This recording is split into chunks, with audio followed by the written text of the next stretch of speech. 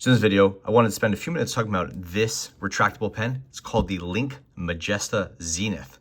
So Linc is an Indian pen company that we've talked about a few times on this channel, and they have a series of pens called the Majesta. That's their higher end pens.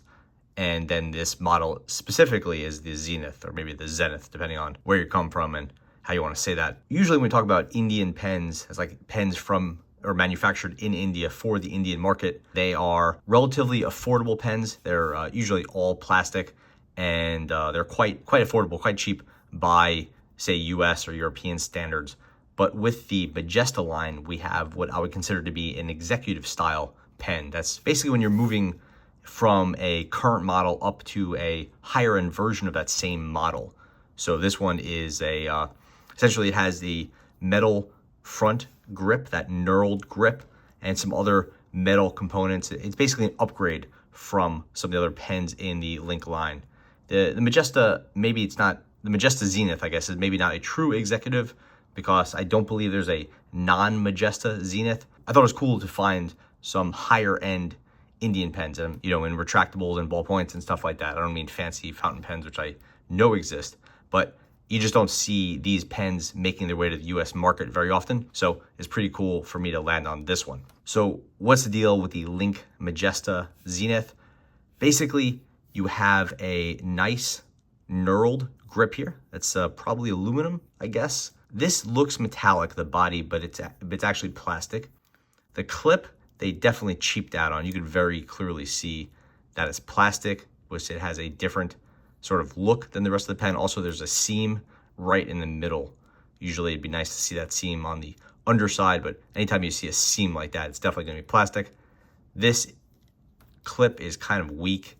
It doesn't look great. It's connected to this piece, or it's part of this piece. So if this is plastic, then this is plastic. This is sort of knurled. It's actually indentation. Obviously knurling is like a removal process.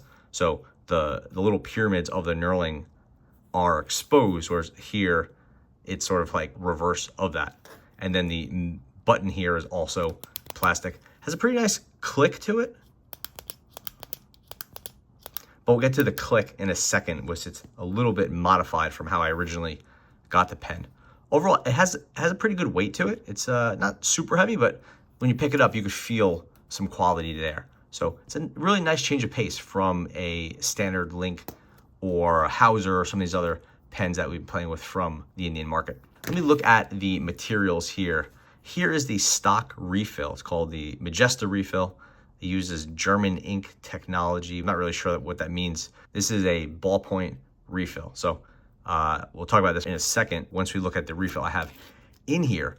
But you can see this is a proprietary shape. Clearly it's somewhat reminiscent of a Parker G2 style refill. It's a little bit smaller, but it's pretty similar in shape. This is an okay refill. It's not great, not the worst. So I played with it for a while and I moved over. Here is the case that comes with the pen. It's a plastic case, nothing too fancy. It doesn't even have branding on it, but it's you could tell when when a pen comes with a case and it's on its own like that, kind of floating. It's actually a pretty nice way to store the pen, or maybe to ship another pen in the future. And now let's check out the refill here. I was able to fit a Parker G2 style refill in here. In this case, it's the Schmidt EasyFlow 9000M, a refill I've talked about many times on this channel. This is the stock spring. And basically, it's a pretty close fit between the two. It's not exactly, but it's close enough. So you can use that stock refill, even though it's a proprietary shape, but you can go ahead and switch it over to a Parker G2 style if you prefer, which is a really nice surprise for me. Usually if a pen can accommodate like an ISO or a standard non-proprietary shape, the company goes ahead and uses that shape.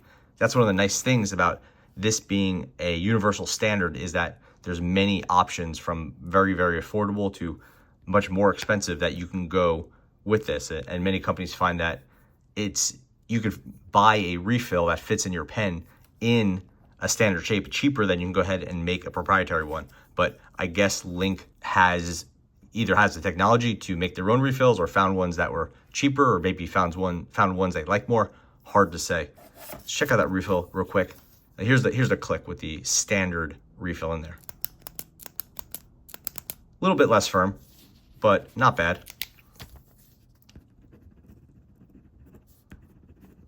And this is the Linc Majesta Zenith.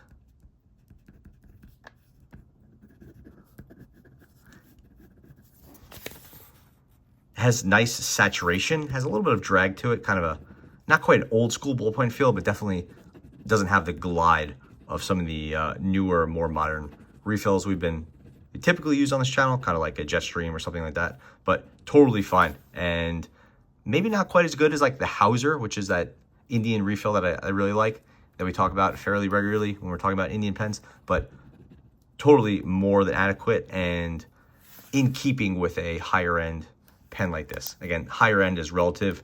I'm not sure exactly the price these would go for locally, but in the US you can get these with all the shipping and all the other stuff for maybe like $14, $15, something like that. Now we'll go ahead and put it over to that easy flow. And again, any Parker G2 style, or Parker style or G2 refill will work. There's that click. Little cleaner sound, a little bit firmer. And here we are with the Easy Flow 9K.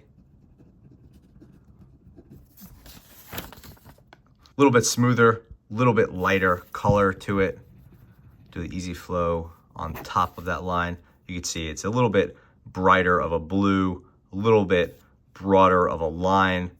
I could say it's a little bit smoother. I know people ding the Easy Flow for its problems with reliability, and this is almost a brand new Easy Flow. I've been only using it for a few days, so this one's been totally fine. Take it a little bit closer to the pen. Look at the pen. I think we kind of glossed over that. Has a really nice knurling, pretty good quality. Doesn't catch on your skin. It's not getting too dirty.